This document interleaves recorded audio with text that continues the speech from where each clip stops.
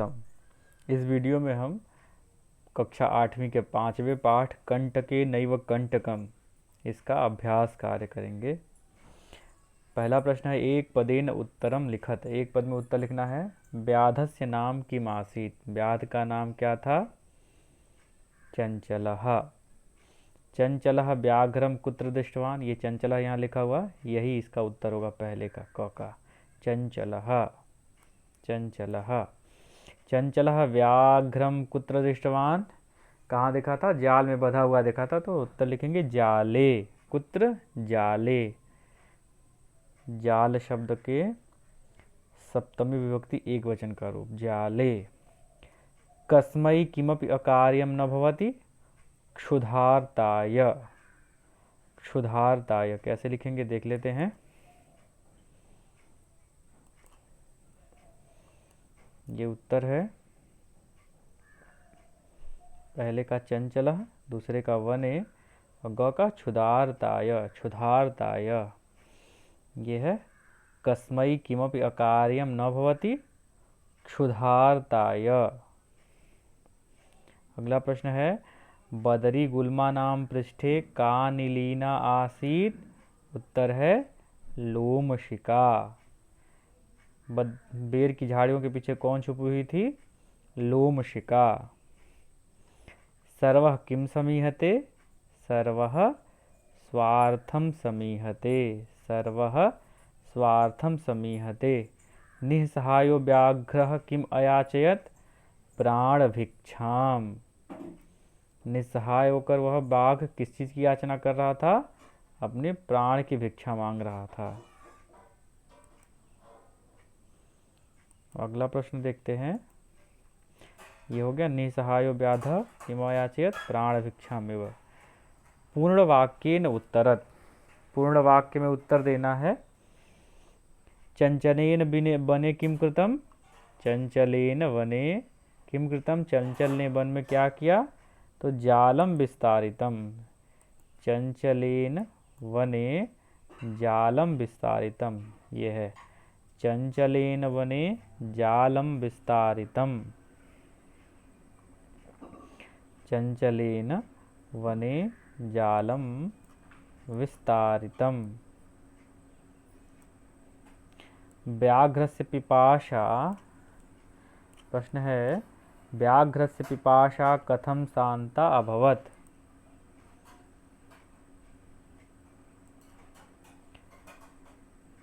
व्याघ्रस्य पिपाशा कथम शांतम अभवत। तो लिखेंगे व्याघ्रस्य पिपाशा, इसका उत्तर होगा।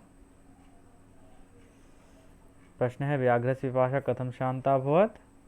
व्याघ्रस्य पिपाशा जलम पीत्वा शांता अभवत। बाघ की प्यास जल पीने से शांत हुई। व्याघ्रस्य पिपाशा जलम पीत्वा शांता अभवत। अगला प्रश्न है, जलम पीत्वा व्याघ्रः किम अवदत्। जलम पीत्वा व्याघ्रः अवदत् साम्प्रतम अहम बुभुक्षितः अस्मि इदानीम अहम त्वाम खादिष्यामि। जल पीकर बाघ बोला, अब मैं भूखा हूँ और तुमको खाऊंगा। अगला प्रश्न है, चंचलः मातृस्वसः इति काम संबोधितवान। चंचल ने मौसी किसको कहा? तो लोमड़ी को कहा था उसने। चंचलः मातृस्वसः इति लोमशिकाम संबोधितवान। जाले पुनः बद्धम व्याघ्रम दृष्ट्वा व्याधः किम अकरोत्। जाल में फिर से बंधे हुए बाघ को देखकर व्याध ने क्या किया? जाले पुनः बद्धम व्याघ्रम दृष्ट्वा व्याधः प्रसन्नो भूत्वा गृहं प्रत्यावर्तत। ये प्रश्न जो है पुरानी पुस्तक से है।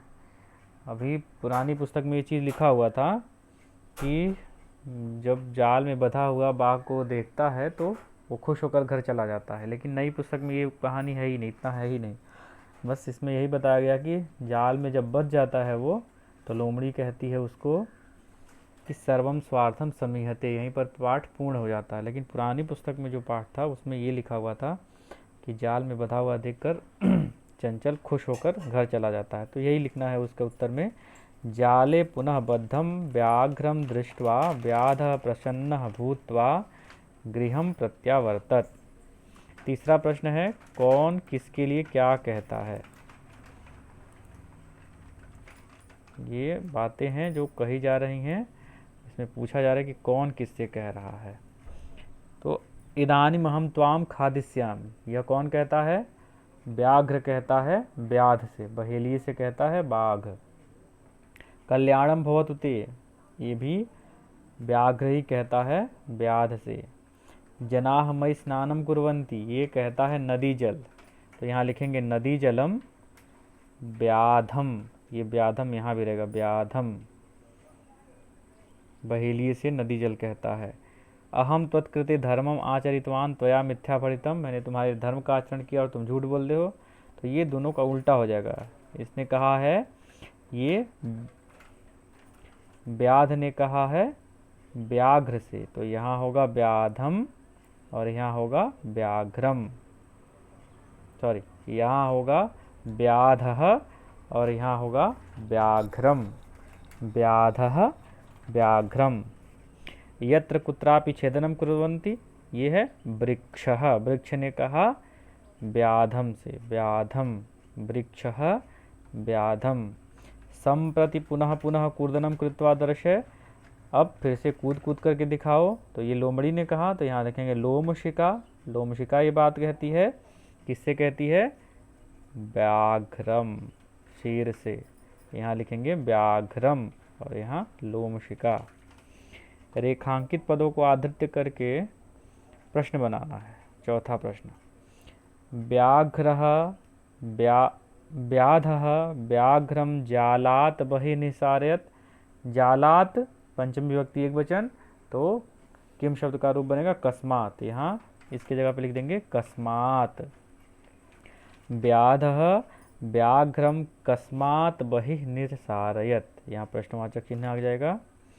अगला है, चंचलः वृक्षम उपगम्य, वृक्षम द्वितीया एक वचन, तो यहाँ पे किम शब्द का कम, चंचलः कम उपगम्य, कम द्वितीया एक वचन में कम उपगम्य अपृच्छत। प्रश्नवाचक, व्याघ्रः लोमशिकायै निखिलां कथां न्यवेदयत, लोमशिकायै चतुर्थी विभक्ति एक वचन, कस्यै स्त्रीलिंग में कस्यै, व्याघ्रः कस्यै निखिलां कथां न्यवेदयत।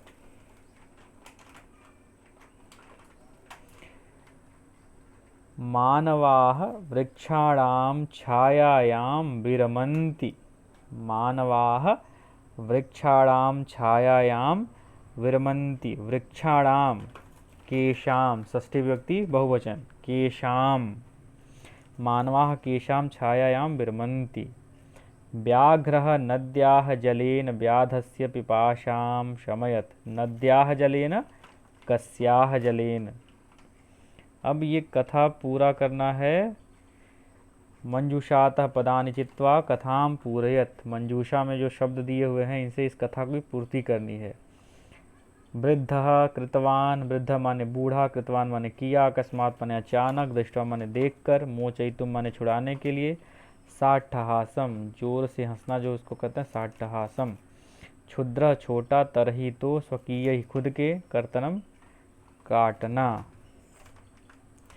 एकस्मिन् वने एकः व्याघ्रः आसीत्, तो एकः वृद्धः व्याघ्रः आसीत्, एकः वृद्धः व्याघ्रः आसीत्।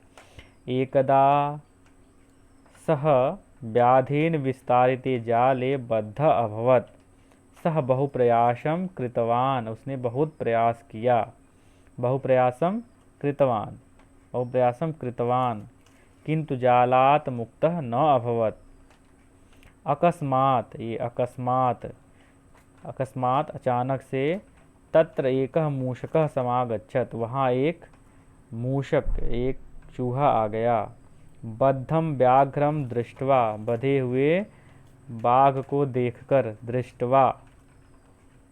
सः तम् अवदत्, अहो भवान् जाले बद्धः, अहं त्वां मोचयितुम, अहम त्वाम मोचयितुम इच्छामि, मैं तुमको छुड़ाना चाहता हूँ। तत्श्रुत्वा, यह सुनकर, व्याघ्रः, बाघ, साट्टहासम अवदत्, जोर से हंसकर बोला, अरे त्वम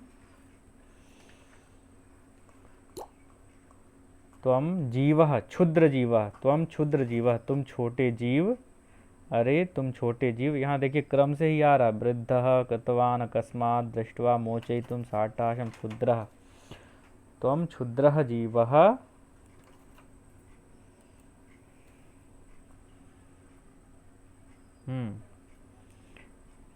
त्वम क्षुद्रः जीवः मम सहायं करिष्यति, तुम छोटे जीव मेरी सहायता करोगे। यदि त्वम माम मोचयिष्यसि, यदि तुम मुझको छुड़ा दोगे, यदि के साथ अक्सर तरही आता है, हमेशा लगभग तरही ही आता है, यदि, तो यहाँ पे आया तरही, यदि त्वाम माम मोचयिष्यसि तरही अहम त्वाम न हनिष्यामि, तो मैं तुमको नहीं मारूंगा। मूषकः, मूषक चूहा, स्वकीयैः, अपने, स्वकीयैः लघुदन्तैः, अपने छोटे दांतों से, तज्जालस्य कर्तनं कृत्वा, तज्जालस्य, उस जाल को काट कर, कर्तनं कृत्वा, काट कर, तम व्याघ्र बहिकृतवान, उस बाघ को बाहर किया। अगला छठा प्रश्न देखते हैं। छठा प्रश्न है, यथा निर्देशम उत्तरत, जैसा निर्देश दिया जा रहा है वैसा उत्तर देना है। इसमें से क है, सह लोमशिकायै सर्वां कथां न्यवेदयत्, अस्मिन् वाक्ये विशेषण पदम किम, इस वाक्य में विशेषण पद क्या है। तो सर्वाम कथाम, सारी कथा, कथा का विशेषण है सर्वाम, इसका उत्तर होगा सर्वाम। अहम त्वत्कृते धर्मम आचरितवान अत्र अहम इति सर्वनाम पदम कस्मै प्रयुक्तम, मैंने तुम्हारे लिए धर्म का आचरण किया, ये बात कहता है व्याध, बहेलिया यह बात कहता है कि मैंने तुम्हारे लिए धर्म का आचरण किया। तो अहम शब्द किसके लिए प्रयोग हुआ, बहेलिये के लिए। बहेलिया का नाम क्या था, चंचल, तो अहम शब्द किसके लिए प्रयोग हुआ, चंचलाय या व्याधाय, दोनों लिख सकते हैं, या तो चंचलाय लिखें क्योंकि चंचल नाम था उसका, और बहेलिया था इसलिए व्याधाय।